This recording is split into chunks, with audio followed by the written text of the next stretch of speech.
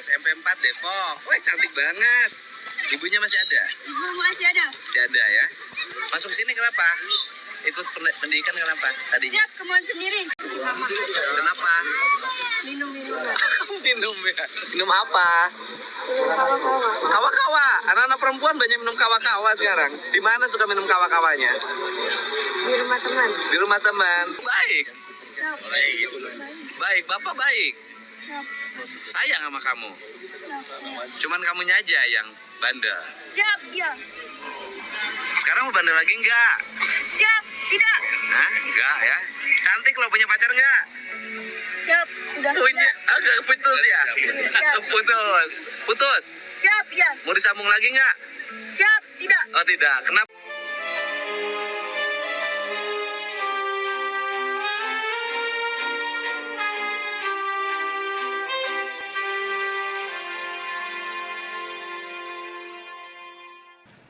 Sahabat usia Mas, saya tidak segan-segan untuk berbicara tentang KDM dan sering saya berbincangkan dalam kanal Sahabat Usia Mas. Mengapa demikian? Ya karena memang KDM ini punya daya magnet tersendiri bagi rakyat, bagi masyarakat di Provinsi Jawa Barat.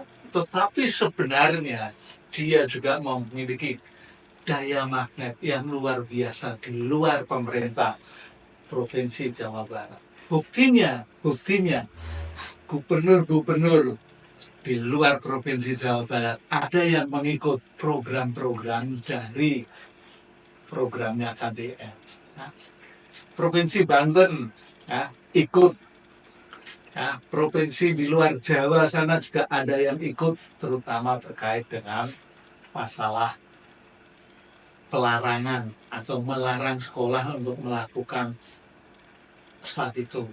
Ya, Provinsi Jawa Tengah juga ada kotanya, ya, yang di Solo dan di Semarang mengikuti ide baik dari KDM, yaitu untuk anak-anak sekolah yang nakal dalam tanda petik itu dimasukkan ke barak militer ataupun polisi. Nah, ini kan bahwa apa yang dipakai oleh KDM itu menginspirasi bukan hanya kepada masyarakat, tetapi juga kepada sesama pejabat selevel dengan dirinya.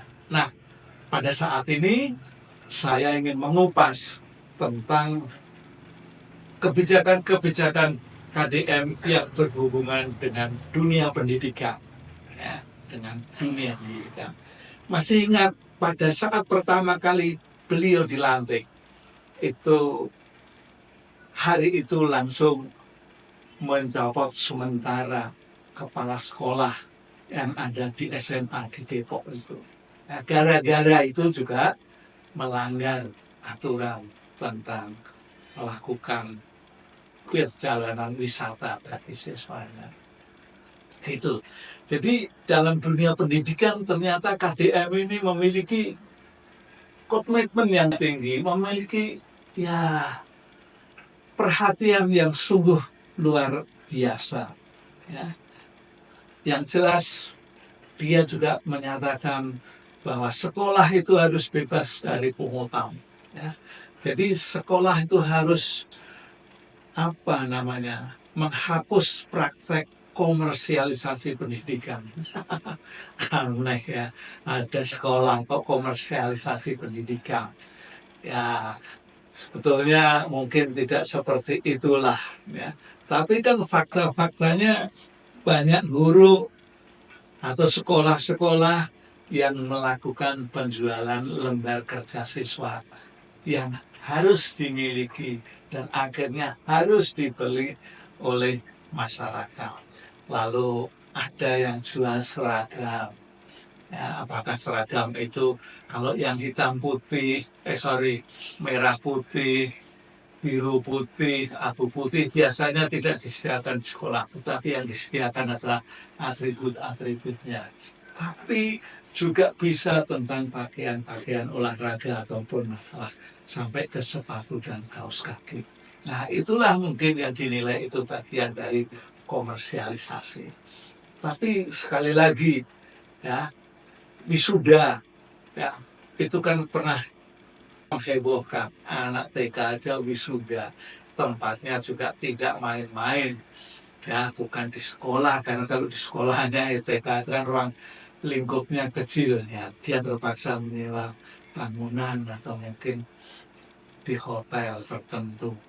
Nah, tentu itu membutuhkan dana yang tidak sedikit. Nah, langkah itulah yang bertujuan untuk meringankan beban finansial orang tua dan menciptakan sistem pendidikan yang lebih adil dan transparan. Ya. Jadi, seperti kepala sekolah yang tadi saya katakan, diberhentikan sementara, setelah diperiksa tidak ada penyalahgunaan dari pihak sekolah ataupun kepala sekolah, maka dia dikembalikan lagi untuk menduduki jabatan selaku kepala sekolah. Nah, yang kedua, ya, kalau tadi tentang pemungutan, bebas pungutan, lalu yang kedua yaitu pendidikan berbasis kearifan lokal. Nah, jadi sekolah-sekolah memang perlu ya meneladani kearifan lokal yang ada di daerah-daerah. Karena setiap daerah satu dengan daerah yang lain berbeda-beda. Ya, mungkin di daerah Tasik, di daerah Cirebon, di daerah Cianjuran, itu kearifannya sangat berbeda-beda. Di Cianjur terkenal dengan Maipo. Mungkin di Garut, di Tasik, tentang anyaman bambu. Ya, inilah bagian dari kearifan lokal. Nah, itu yang perlu diajarkan, disesuaikan dengan pendidikan yang ada di tingkat sekolah-sekolah. Ya, paling tidak dimulai dari sekolah dasar. Ya, lalu nanti meningkat lagi ke jenjang SLTP, lalu ke SMA, SMK itu. Nah, jadi potensi daerah ini perlu dikembangkan sehingga sangat relevan untuk dunia pendidikan dan masyarakat yang dapat mencintai apa yang menjadi kelebihan dari sebuah daerahnya, itu akan membuat dirinya bangga, membuat dirinya bisa menjadi tangguh gitu. Karena memang itu merupakan bagian dari ajaran, bagian dari nilai-nilai luhur yang diajarkan oleh nenek moyang yang ada di daerah-daerah.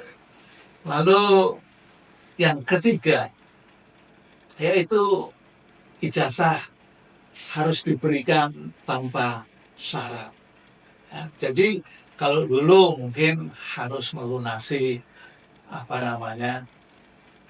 iuran-iuran yang diambil oleh sekolah. Nah, kalau di pemerintah Jawa Barat kan dari SD, SMP, SMA sudah tidak dipungut uang bulanan, tapi mungkin ada uang-uang yang sifatnya bukan bulanan, apakah itu untuk pembangunan masjid, apakah itu untuk bagi sekolah tertentu untuk praktek, ya kerja lapangan, lalu ya masih banyaklah yang bisa dilakukan pemungutan oleh pihak sekolah. Nah, itu jadi menghilangkan pemungutan. Jadi ijazah yang sudah menjadi haknya tidak harus ditahan di sekolah, harus semua diserahkan kepada murid. Jadi itu memastikan bahwa itu hak pendidikan dari siswa. Dan KDM juga berjanji untuk membentuk tim khusus yang akan mengkoordinasikan dengan sekolah-sekolah dan dinas-dinas di pendidikan Provinsi Jawa Barat sendiri. Nah, kebijakan ini memang merupakan reformasi di sistem pendidikan di Jawa Barat dengan fokus pada keadilan, pada fokus referensi sosial, dan penghapusan praktek yang membebani siswa maupun orang tua siswa. Nah, Itu dua hal. Tapi yang paling terakhir, kita juga ingat KDM juga memperhatikan anak-anak sekolah, baik itu level SMP, baik itu level SMA, SMK, yang dapat dikategorikan dalam tanda kutip nakal.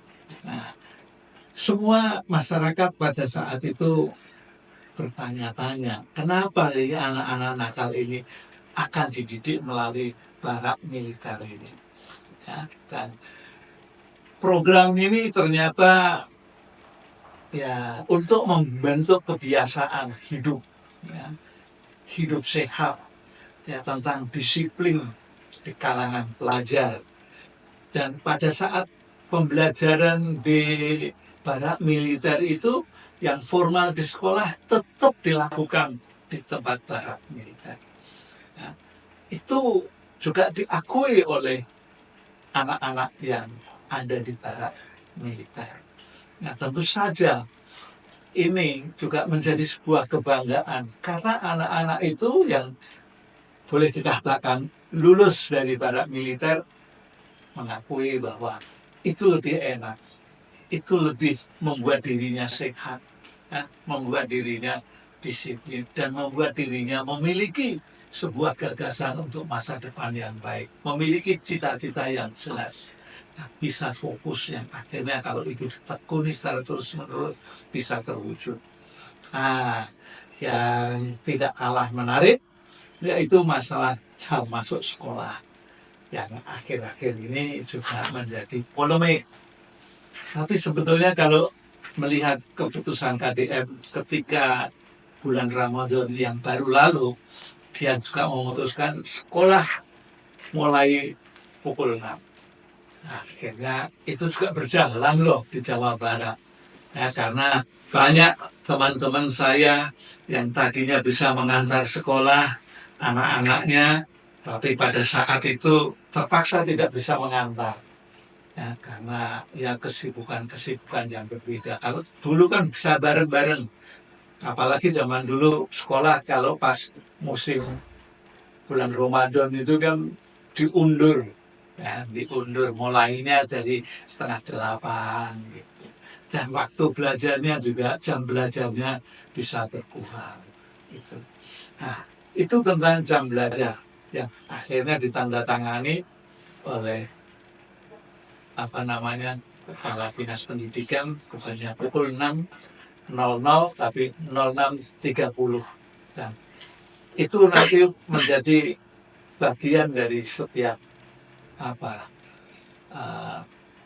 kepala-kepala daerah, kepala dinas yang ada wilayah-wilayah tertentu, yang wilayahnya juga ada banyak itu. Jadi keputusan ada di situ, tetapi semua harus dimulai dengan pukul 6.30. Dan bagi sekolah-sekolah yang favorit juga ditugaskan untuk mengajar bagi murid dari keluarga-keluarga yang dikatakan keluarga kurang mampu, ya, untuk meningkatkan kualitas pendidikan secara merata. Nah, guru-guru favorit ini kan biasanya justru dikerubungi oleh anak-anak dari keluarga yang mampu. Nah, karena keluarga-keluarga mampu ini kan bisa dia memberikan tanda kasih tersendiri bagi guru-guru yang dianggap favorit itu.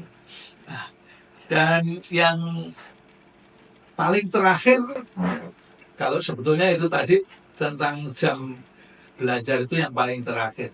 Tapi ada kebijakan yang menurut saya juga sungguh luar biasa. Ini juga sungguh menginspirasi bagi masyarakat. Dan orang tua bisa untuk bertanggung jawab lebih baik. Yaitu adanya kebijakan jam malam. Ya, kebijakan jam malam ini ya untuk siapa? Ya untuk pelajar, ya, untuk anak-anak sekolah.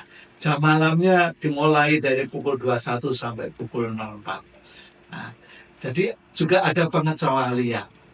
Ya, jadi misalnya yang sedang mengikuti kegiatan-kegiatan resmi sekolah atau lembaga pendidikan, nah mungkin sekolahnya sampai malam, nah itu diperbolehkan ya, kerjakan kebijakan tersendiri. Tapi sekali lagi kalau sampai ada yang ketahuan keluar lebih dari pukul 21 ya, lalu ketangkap oleh ya mungkin pamong praja atau mungkin pihak-pihak lembaga di desa, RT, RW, kepala desa, nangkap itu ya orang tua harus sadar diri juga bahwa itu sudah diberlakukan ya pada saat ini, sehingga harapannya KDM ini memiliki cita-cita, memiliki harapan yang sangat tinggi kepada anak-anak muda, generasi muda di Jawa Barat ini. Paling tidak itu kebijakan ini ya untuk mengurangi angka kenakalan remaja dan tawuran di kalangan remaja. Saya sedih kalau mendengar tawuran pelajar. Anak-anak SMP sudah bermain tawuran, menantang dari sekolah satu ke sekolah yang lain, tapi tempatnya di tempat lain. Dan alat-alat yang untuk berkelahi itu, waduh, mengerikan. Ada yang terbuat dari rantai yang diikatkan di gear sepeda, lalu diputar-putar. Setelah itu dilempar. Kalau kena kan ya bisa luar biasa. Ya. Dan itu kalau celaka karena perkelahian dan tidak dapat diklaim oleh dana kesehatan itu, asuransi kesehatan. Lalu yang kedua yaitu untuk mendorong pelajar lebih fokus pada kegiatan positif dan kegiatan pendidikan. Ya, kegiatan positif ini kan banyak.